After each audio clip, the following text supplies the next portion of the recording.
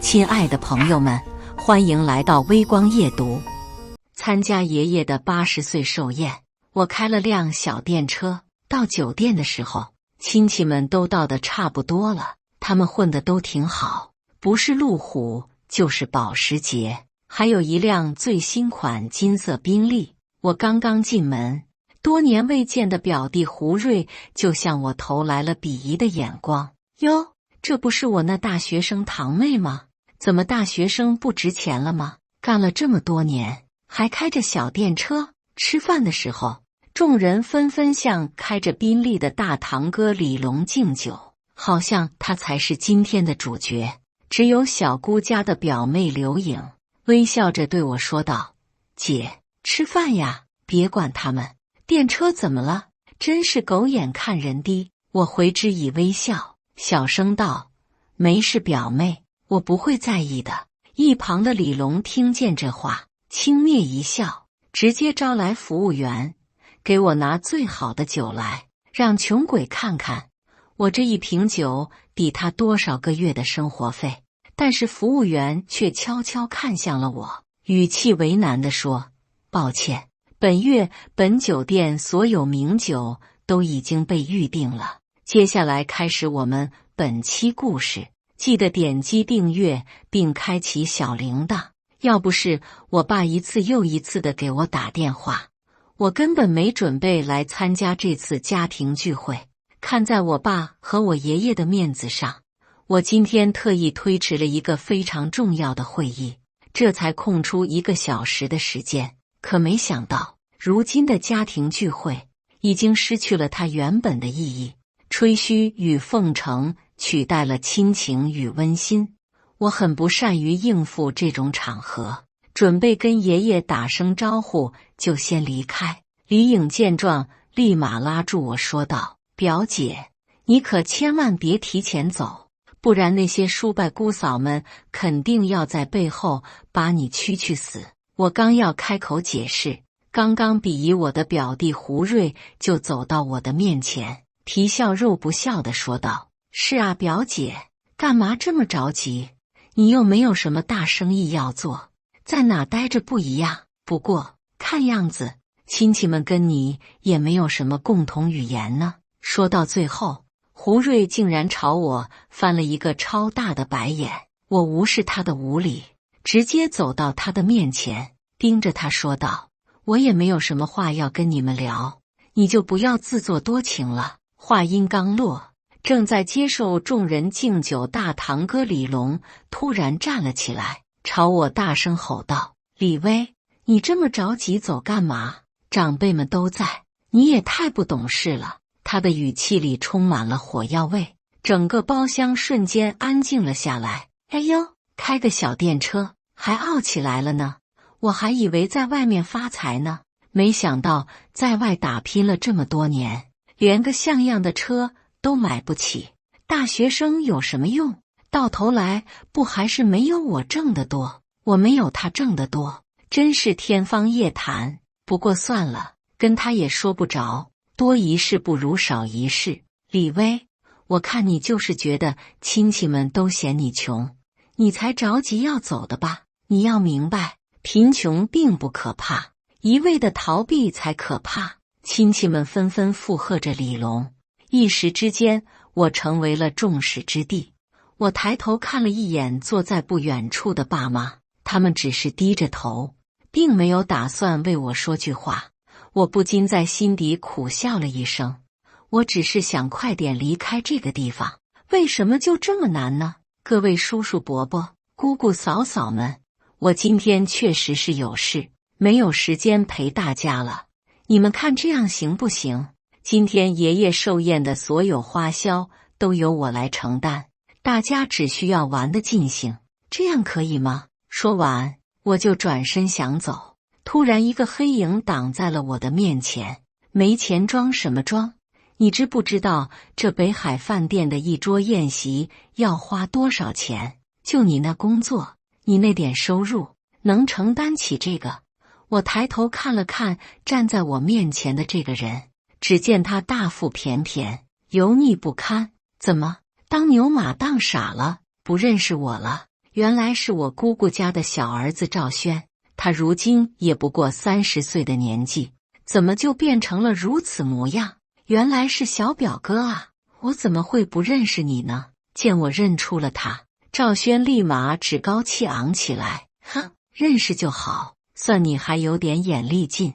话说到这，他突然换了一个语气，你看看你，我记得你也只比我小1岁吧，还是我们家族里唯一的一个大学生，怎么就混成这样了呢？不如这样，你也去给大哥打工吧，看在大家都是亲戚的份上，他肯定会给你开一份不错的工资，多了不敢说，1个月至少1万块。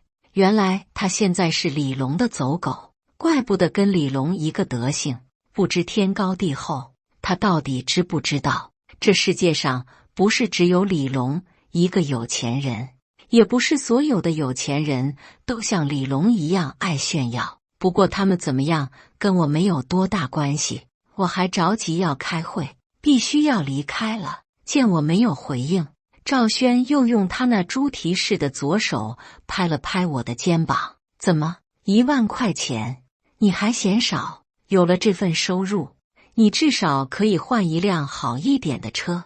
你睁眼看看在座的亲戚们，现在谁还开几万块的小车啊？我顺着他的目光向包厢四周望去，只见他们个个面露嘲讽，一副看好戏的模样。突然有些想笑，把我当作假想敌，在这为难我有意思吗？我是穷是富，跟你说得着吗？你就不要在这耀武扬威了。我穷也好，富也好，跟你没有1毛钱关系，你就不要瞎操心了。见我回怼，赵轩的脸立马就挂不住了。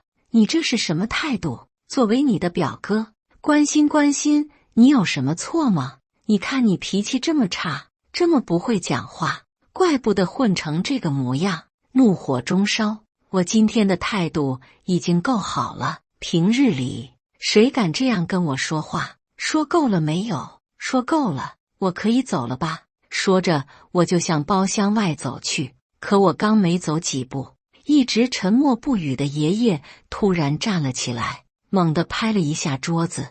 李威，这就是你对待哥哥们的态度？看在都是一家人的份上，人家才好心给你介绍工作，你不仅不领情，还嚣张上了。爷爷的话音刚落，亲戚们也纷纷点头附和道：是啊，是啊。心底不禁泛起一丝悲凉。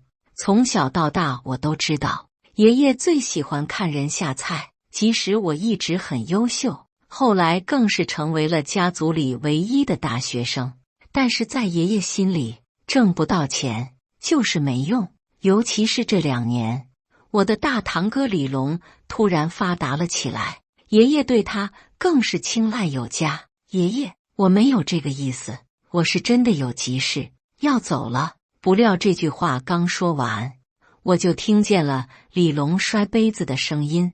李威，你给我站住！我同意你走了吗？我自己有腿，想走就走，还需要向你报告吗？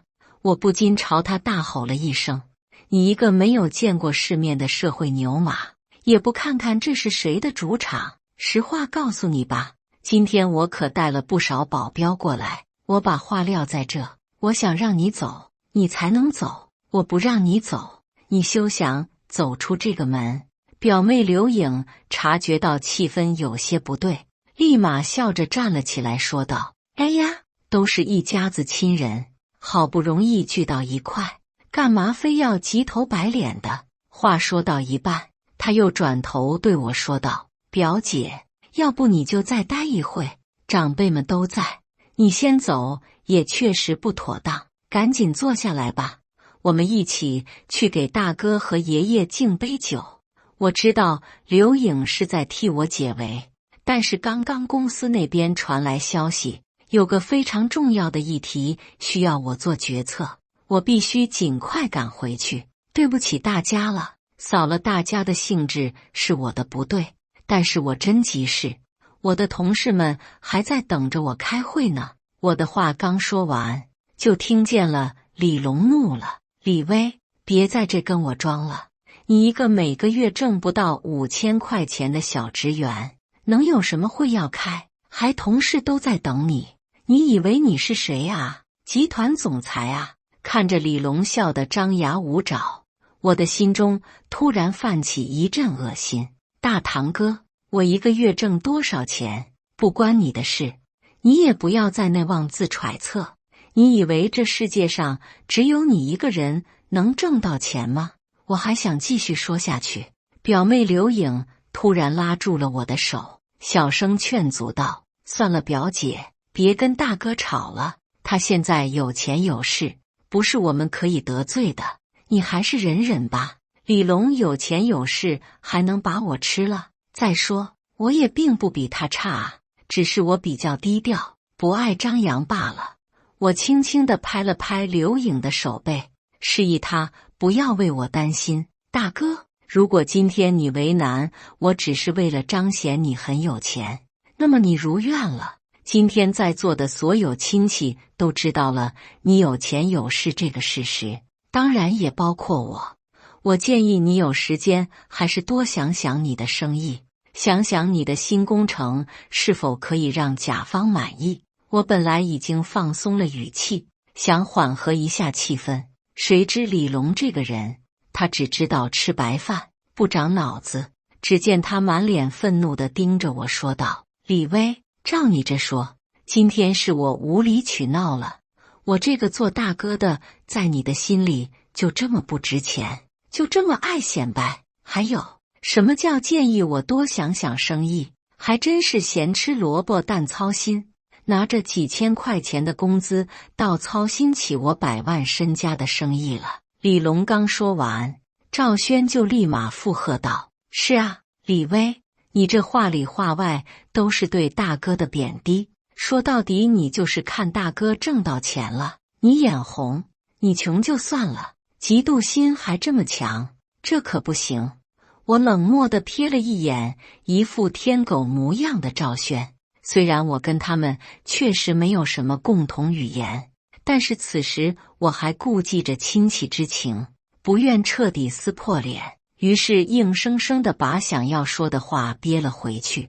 我真的没有时间了，赶紧让开，我要走了。面对李龙的一而再再而三的挑衅，我不禁没有反击，反而一步步的退让。说到底，今天是爷爷的寿宴，我不想闹得太难看。可我刚走出门，李龙的几个狗腿子就围了上来，然后就听见身后传来一声叫嚣：“李薇，我看你还真的是不识好歹啊！小时候你就自诩清高，不愿跟我们兄弟几个亲近，现在都混成这个模样了，沦落到开小电车了，还是改不掉这个毛病。”我慢慢转过身去，咬牙切齿地说道：“李龙，我最后再跟你说一遍，我有事，给我让开！从小你就喜欢拜高踩底，谁家有钱你就跟谁玩。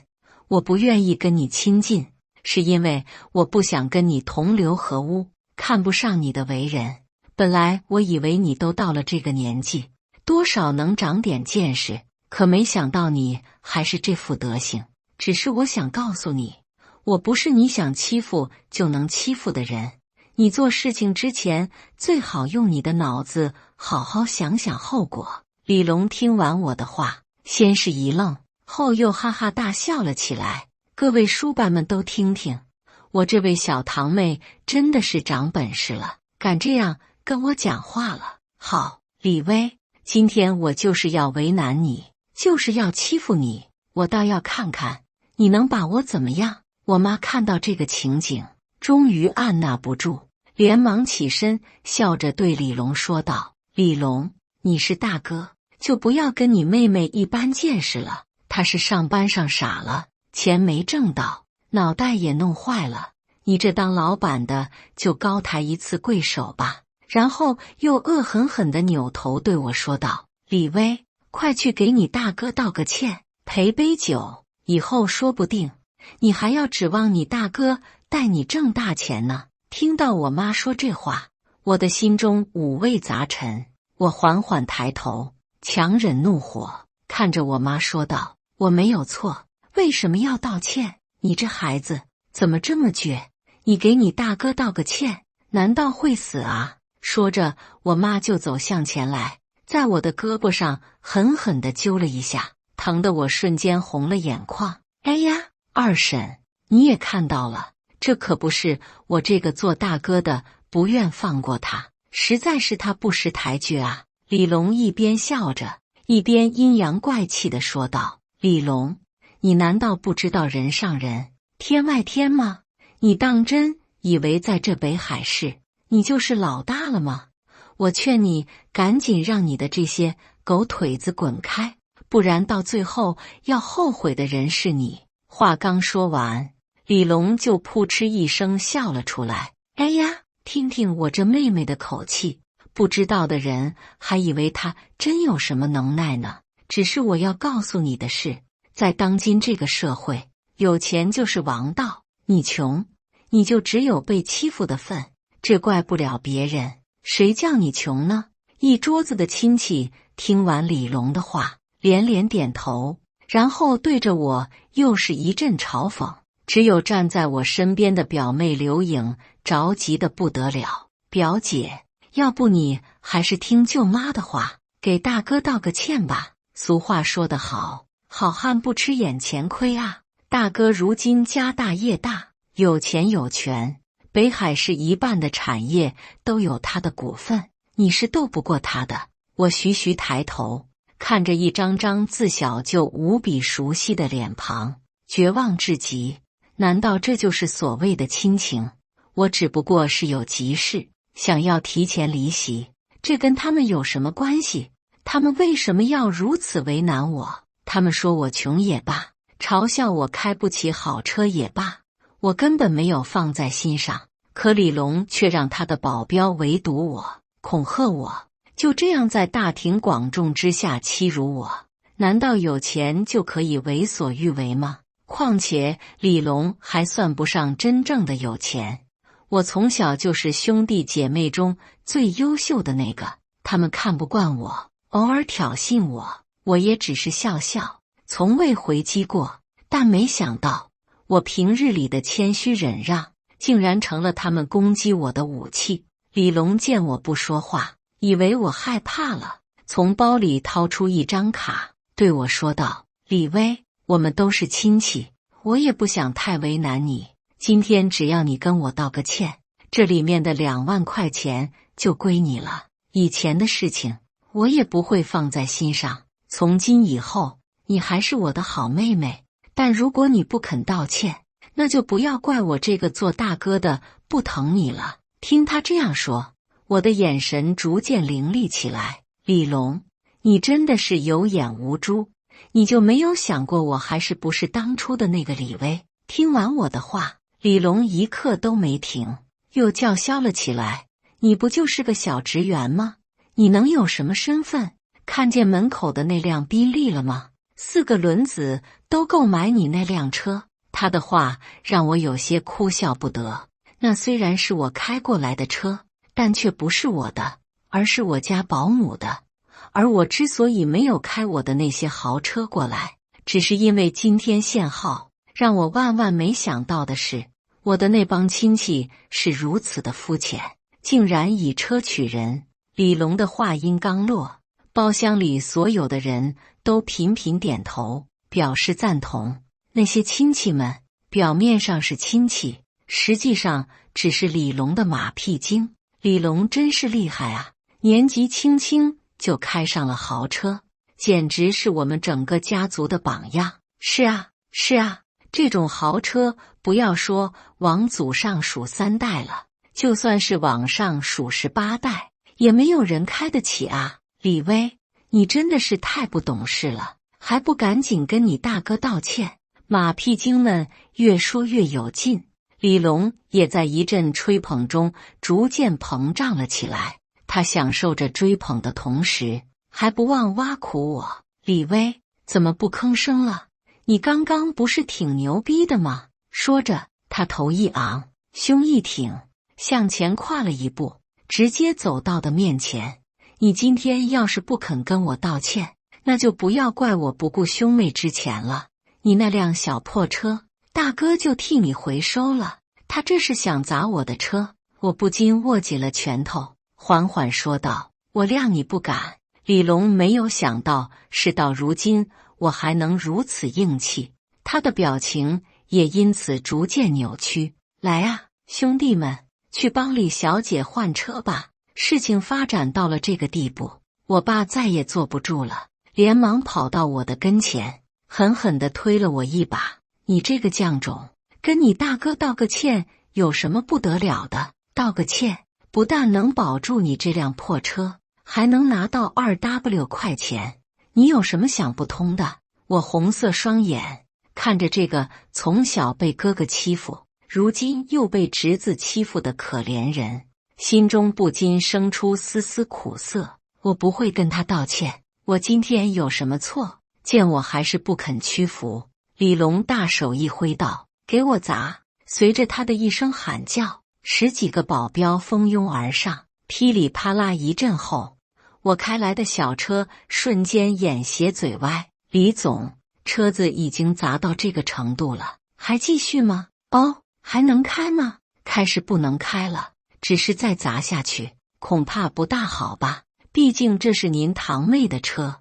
她是谁的堂妹？我可没有这穷鬼堂妹。说着，李龙就从保镖的手里抢过了铁棍，走到了车前，一下、2下、3下，最终那辆电车变成了面目全非的模样。就在李龙砸车的这段时间，我包里的手机响个不停，我掏出来一看，全部都是我的助理打来的。我趁机给他回了一个微信，我暂时有事脱不开身，把会议地址改到酒店吧，稍后我微信发你地址，别忘了把跟正隆集团合作项目的企划书带来。我刚收起手机，李龙就气喘吁吁地走了回来，笑着对目瞪口呆的众人说道：“怎么看傻了？我告诉你们，我就是有钱，砸坏了我赔他就是，但是要出口气。”我微微翘起了嘴角，好不容易才压制住了笑意。你还真的是不知天高地厚啊！对了，忘了告诉你，你今天用尽全力砸的这辆车其实不是我的车，而是我家保姆的车。听我这么说，李龙有些许惊讶，但依然是一副趾高气昂的模样。什么？就你还能用保姆？你以为你是谁啊？你的那点工资请得起保姆吗？就在这个时候，围观的亲戚中突然有人大喊了一声：“你们快看！”众人不约而同地向酒店台阶下望去，好几辆黑色布加迪停在了酒店门口。李龙见状，立马放下手中的铁棍，笑着迎了上去：“各位大哥大驾光临，不知有何贵干啊？”我不禁低头笑了一下，还算他有点眼力劲，知道能开得起这种车的人，在北海市没几个。谁是你大哥？快给我们准备一个包厢，我们总裁要在这开会。我的助理小王轻蔑地斜了一眼李龙，严厉地说道。其他人见状，立马低下了头，不敢再多说一句话。只有我昂着头，挺着胸，微笑着看着他们。李龙见状，立马朝我吼道：“李威，你还不赶紧走？没听到大哥们要在这开会吗？”我先是低头一笑，然后慢悠悠地走向前去。我当然听到了，我不是聋子。李龙急得直跳脚，听到了，你还不赶紧走？还等我去请你吗？让我赶紧走，现在想让我走了，不过现在我不需要走了，我走了，谁给他们开会呢？这时小王小跑到我的面前，大声说道：“请总裁指示工作，我们没有来晚吧？”我看向站在旁边面如死灰的李龙，微微一笑：“你们来的正是时候。”见我被人叫做总裁，一直站在一旁默不作声的亲戚们开始议论纷纷。你们刚刚有人听见那个年轻人叫李威什么了吗？当然听到了，我们耳朵又不聋。他叫他总裁啊？不会吧？他还真是总裁啊！就在众人面面相觑、不置可否的时候，小王又突然大声说道：“你们在说什么？我们总裁，我还能认错吗？”人群中突然炸了锅，王鹏的脸色也越来越不对劲，我却只是笑了笑，随即厉声说道：“让集团的项目经理过来，我倒要问问他是怎么给集团物色合作伙伴的。”我的话音刚落，项目经理周明就站在了我的面前。周明，我记得集团那个最新的北海中心医院的项目，是不是跟正隆集团合作的？是的，总裁，有什么不对吗？没有什么不对，只是他们的老板今天得罪了我，还砸了我的车。周明瞥了一眼站在一旁的李龙，瞬间明白了缘由。请总裁放心，这件事我一定会查清楚的。我伸手拍了拍他的肩膀，笑着说道：“不用查了，砸我车的人，你不是认识吗？”听我这么说，李龙终于战战兢兢地站了出来。那个周总，你确定这是你们的总裁吗？这个人是我的表妹啊。据我所知，她只是个普通的小职员啊。怎么可能是你们的总裁呢？我们全家人没有一个人知道这件事啊！真是蠢货！直到此时，李龙还在抱着侥幸心理，在他的心里，我始终是个没钱没势、任人欺凌的小角色。实际上，我早已功成名就，还一度稳居北海市富豪榜榜首。只是我跟家里的人都不亲近，也没有固定联系方式，所以他们对我知之甚少。要不是这次我爸一个劲的给我打电话，我也恰巧想趁机考察一下合作伙伴的实力，我根本不会来参加这次聚会。周明不屑地瞥了一眼李龙，立马厉声喝道：“你真的是吃了熊心豹子胆，连我们总裁的车你都敢砸，你还想不想跟我们集团合作了？”还没等李龙做出任何反应，他又接着说道：“本来集团对你这个人就不感兴趣，我们是看在你岳父孙大团的面子上，才勉强答应把这个工程交给你做的。没想到你小子竟然是扶不上墙的烂泥。”听到这话，李龙眼神一转，立马又活跃了起来。原来周总跟我岳父是老熟人啊！你说这不是大水冲了龙王庙，一家人打一家人吗？你说是不是啊，堂妹？说着，他又朝我投来了鄙夷的眼光，好像是在说：“我有岳父撑腰，你即使是总裁，也改变不了集团的决策。”哦，现在知道我们是一家人了。刚刚砸车的时候，你不还说你没有我这个穷鬼堂妹吗？不好意思啊，李总。北海医院的那个项目就不劳您放心了，集团会另寻合作伙伴。李龙不亏是生意场上混过的，听我这么说，他倒也没有被吓到，而是陪着笑脸说道：“哎呀，表妹啊，都是我的错，是我有眼无珠。不过你就算不给我面子，也得给我岳父的面子啊。据我所知，我岳父跟贵集团的高层可是来往密切啊！”没想到，直到此时，李龙仍然执迷不悟，还想拿他的岳父压我。李龙啊，你是真傻还是装傻？你今天干的这个蠢事，就算是你岳父亲自来，也求不了情。听我这么说，李龙瞬间就怒了：“李威，你不要在这狐假虎威了！你不要以为我不知道，你这是公报私仇。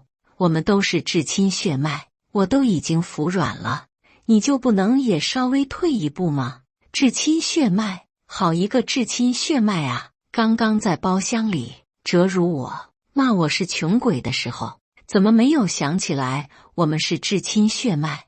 我忍不住盯着他说道：“我担不起您这至亲血脉的名号，您是有钱有势的李总，我算什么？怎么敢跟你攀亲戚呢？”听了我的话，李龙瞬间愣在了原地。这时周明走了过来，小声对我说道：“总裁，那个医院项目，我们与正隆集团已经签了合同，现在反悔，恐怕要面临高额违约金。哦，需要赔他们多少？大约500万。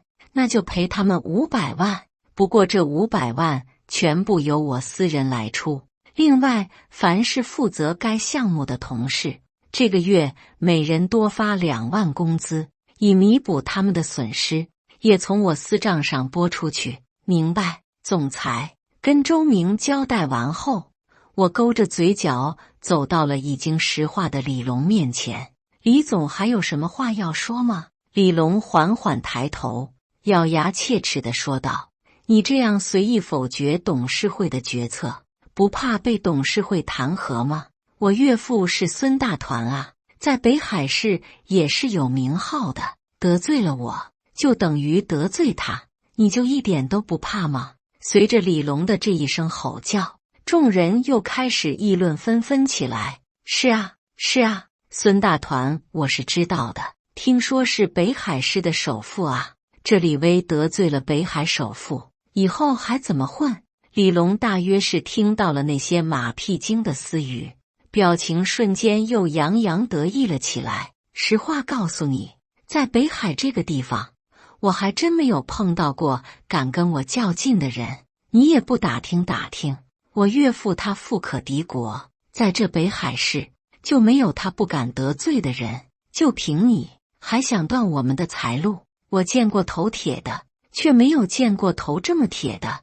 他不会真的以为他的那个岳父可以给他撑腰吧？如果真的是那样，那北海这个地方可能就要变天了。直到此刻，李龙还是没有意识到事情的严重性，当着我的面就拨通了他岳父的电话。不得不说，李龙的这个岳父也真是疼他，3言2语下就答应来替他撑腰。得到岳父肯定答复的李龙，嚣张态度更甚从前。他拿着鼻孔对着我说道：你们就给我等着吧，有你们好看的。说着又转头对着我爸妈说道：三叔三婶，你们也看到了，今天这事不是我挑起来的，等会我岳父来了，如果他老人家想要你们女儿一条胳膊或者一条腿，那我也是没有办法的。我爸妈本来胆子就小，对我也很一般，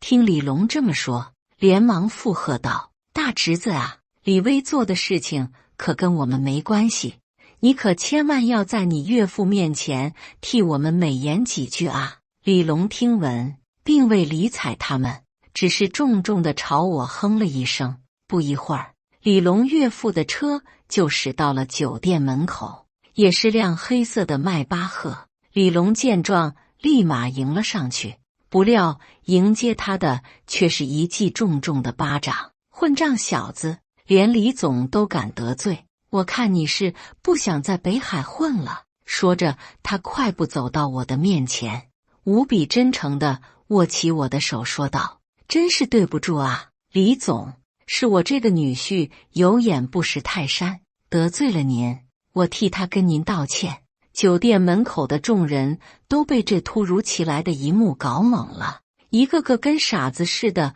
愣在那里，大气也不敢出一声。我眯着眼睛看着眼前这个个头不高却眼神里尽是狡黠的半白老年，瞬间明白了他的心思，都是千年狐狸，你跟我玩什么聊斋？不要以为我不知道你心里想的是什么。今天这事可不是他孙大团道个歉就能了结的。孙董，我想你是听说过我的，我并不是一个喜欢斤斤计较的人，只是今天贵婿的行为实在可恨，这不由得让我怀疑起他的人品。跟人品这么差的人做生意，我不放心。听我这么说，孙大团不仅没有生气，反而笑得更谦卑了。对对对，李总说的对，不过还请李总看在我的面子上，饶我这女婿一次吧，不然他在北海可就活不下了。无语至极，他活不下去跟我有什么关系？他刚刚不还想让我活不去吗？孙董，对不起，我已经做了的决定是绝对不会改变的。如果孙董再纠缠，恐怕您公司与我们集团的生意也做下去了。真的没有回旋的余地了吗？真的没有。孙大团还是识时务的，听我这么说，他也不再挣扎。只见他缓慢地放开了我的手，然后无奈地摇了摇头。怎么了，岳父？您这是什么意思呀？您不是说咱家在北海没有对手吗？您这就认输了？啪的一声，又是一记重重的耳光。不过跟之前那个耳光不同，这一次孙大团是真的下了狠手。李龙的左脸瞬间就肿了起来。爸，这是为什么啊？李龙一边哭着，一边朝孙大团喊道：你还敢问为什么？我跟你说过多少次了，我们做生意人一定要眼亮心明。你今天得罪贵人了，你知道吗？你的事我管不了了。从此以后，孙李两家再无任何瓜葛。你赶紧跟我女儿办离婚吧。孙大团的话终于让李龙意识到了事情的严重性。只见他立马跪在了我的面前，痛哭流涕道：妹妹，我错了，求求你再给我一次机会吧，我再也不敢了。没有了这个工程，我的公司就周转不开了，我会家破人亡的啊！我笑着摇了摇头。李龙，早知今日，何必当初啊！我不是没有给过你机会，是你自己不珍惜啊！我这句话刚说完，北海酒店的总经理也赶到了。对了，忘了告诉你，你知道为什么北海酒店的好酒都被预定了吗？那是因为上个月我刚买下这个酒店，那些好酒都被我拿去慰问员工了。怎么样？现在你还认为我只是一个开破车的穷鬼吗？不过看样子亲戚们跟你也没有什么共同语言呢。还处理完李龙的事情，我转头看向站在人群中的表妹。表妹，你过来。我朝她招了招手。之前在里面李龙他们欺负我的时候，只有你一个人站出来替我说了话。现在作为回报，姐姐想送你一件礼物，你手机给我一下。我拿着表妹刘颖的手机，给她输入了一个号码。